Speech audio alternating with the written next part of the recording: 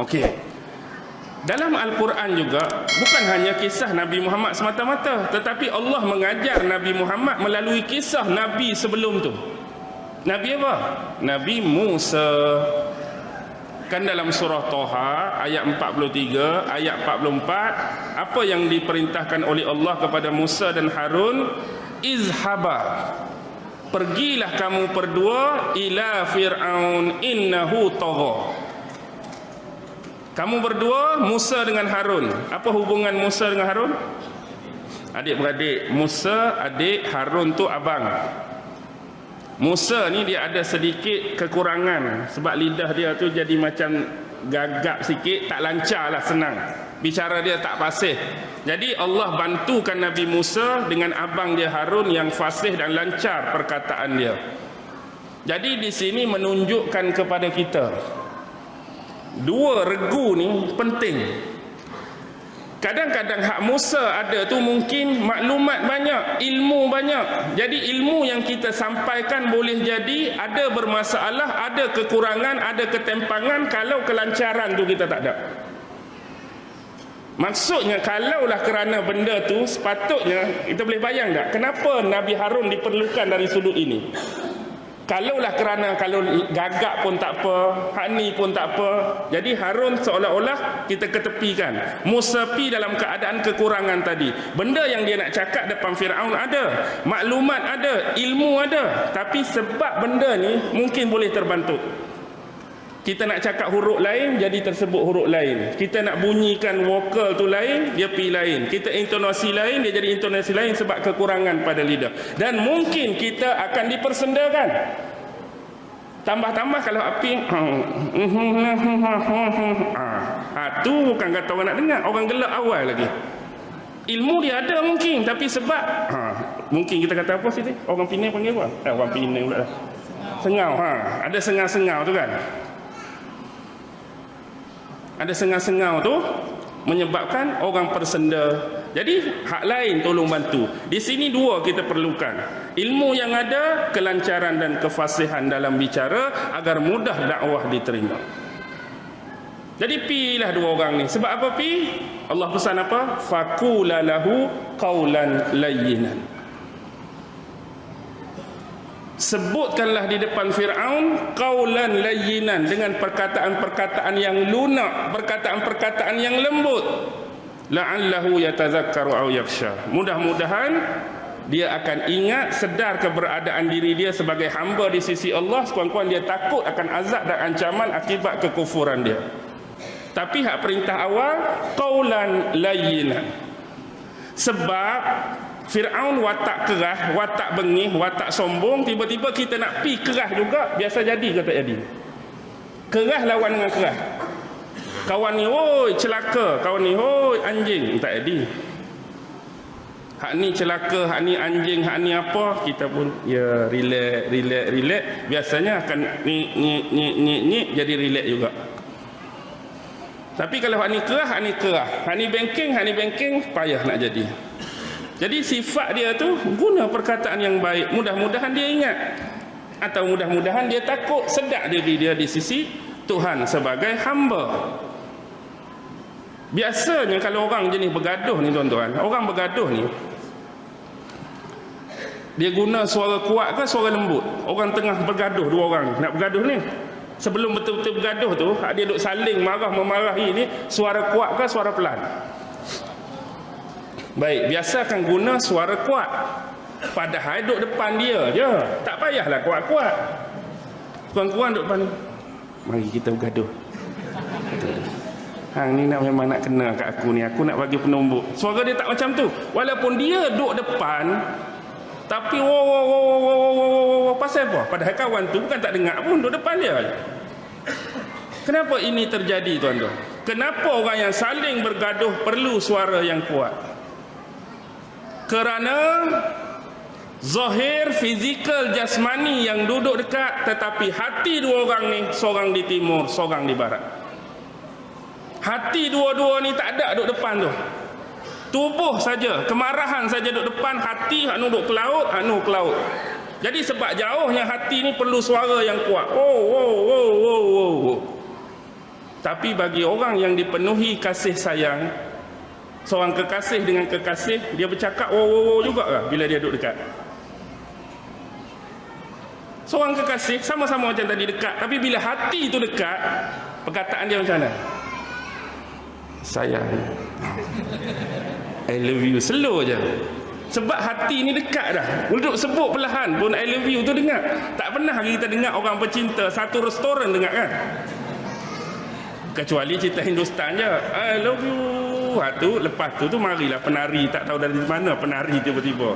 Celah bukit pun penari datang, atas gerabak kereta api pun penari boleh datang. Satu keunikan filem Hindustan. Dia punya karamah penyanyi tu tinggi. Dia boleh datang tiba-tiba.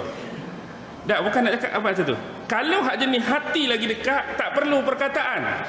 Duduk depan dua orang, senyum lagu tu pun kawan tu tahu dah. Tak guna perkataan pun, senyum. Kawan tu pun senyum. Hati dekat. Tapi dah hati jauh, wah, tak berhenti. Kawan duduk depan tu je. Boleh faham ha? Baik, yang keempat. Nabi SAW sentiasa berusaha untuk meminimalkan, dengan kata lain meringankan beban-beban terhadap umat dia, terutama dalam soal yang berkaitan dengan syariah ataupun ibadah. Nabi tak mau memberat-beratkan umat dia. Contoh paling mudah, Isra' Mi'raj. Isra' Mi'raj ni dapat apa? Kewajipan solat kan. Asalnya berapa rakaat? 50. Berat tuan-tuan 50 ni. Jadi Nabi ni tak mau memberatkan umat dia dengan 50 rakaat. Akhirnya turun naik. Lebih kurang 9 kali. Dapatlah 5 rakaat. Tu pun berat ke tak berat tuan-tuan? 5. Berat. Bayangkan 50 tanpa perubahan. Kita ada 24 jam. Solat pula 50 rakaat. Kalaulah kita tambah sejam 25, bagi dengan 50, seolah-olah macam setengah jam sekali semayang. Duk setengah jam kena semayang, duk setengah jam kena semayang, duk setengah jam kena semayang. Teruk ke tak teruk? Teruk. Payah nak kerja lagu ni. Tambah-tambah duk di pejabat pos dah. Mari seorang. Abang nak apa? Beli stamp berapa ringgit? 3 ringgit bang. Okey, stamp 3 ringgit. Mari hak ni buat apa? Renew lesen. Habis 2 orang, tunggu saat saya nak semayang. Dah 2 orang ni dah setengah jam dah. Nak pergi semayang dulu. Semayang kan wajib, setengah jam sekali semayang, baru mari pula. Mari pula orang nak hantar bungkusan. Mari pula hak ni jedek punya tu kan. Surat ada orang, saya semayang dulu. Semayang.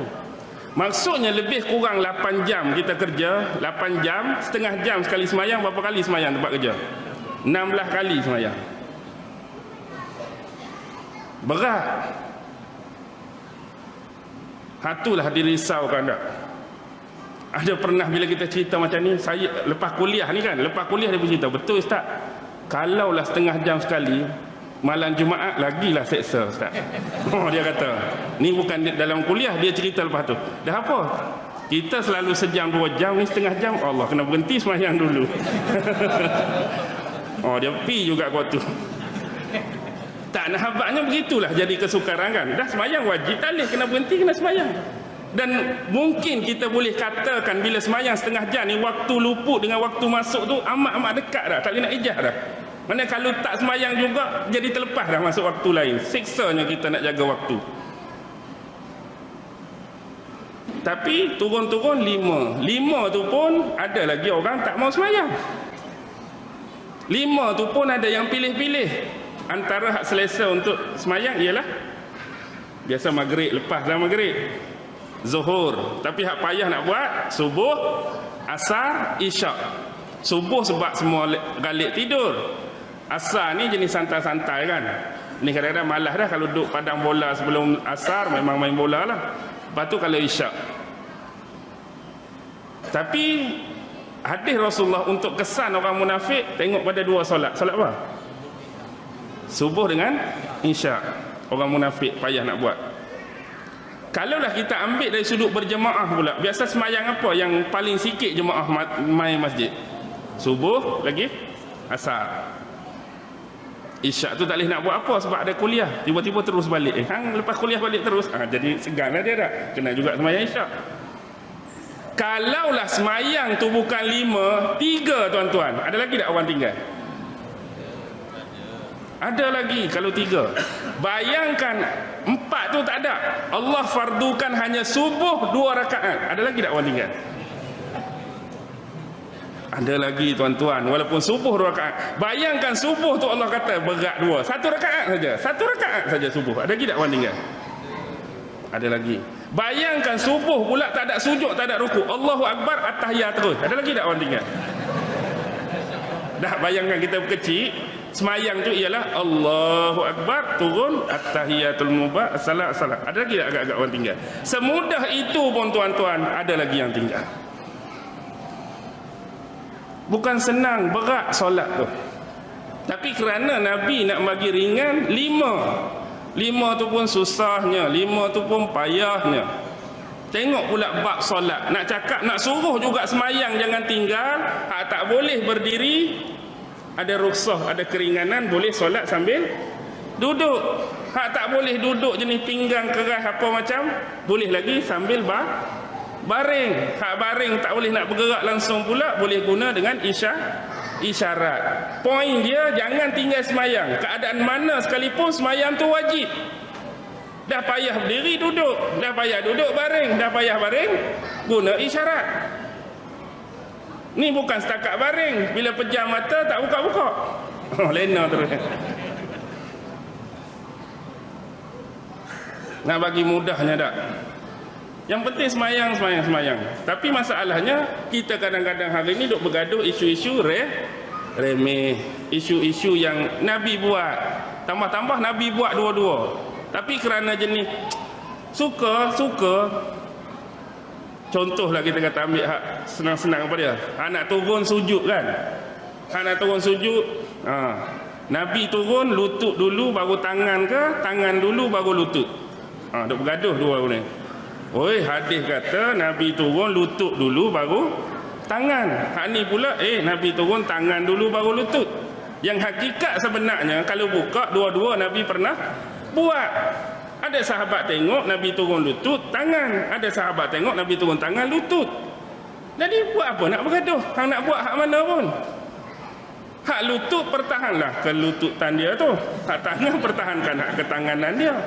Kalau nak bergaduh juga boleh. Cari orang turun kepala dulu. Betul. Dia ni pelik, orang lain lutut atau tangan, tiba-tiba dia kepala dulu. Nak bergaduh dengan tu. Tu yang jadi masalah. Tu jadi masalah kita nak cari bergaduh hak tu. Pelik orang ni tak.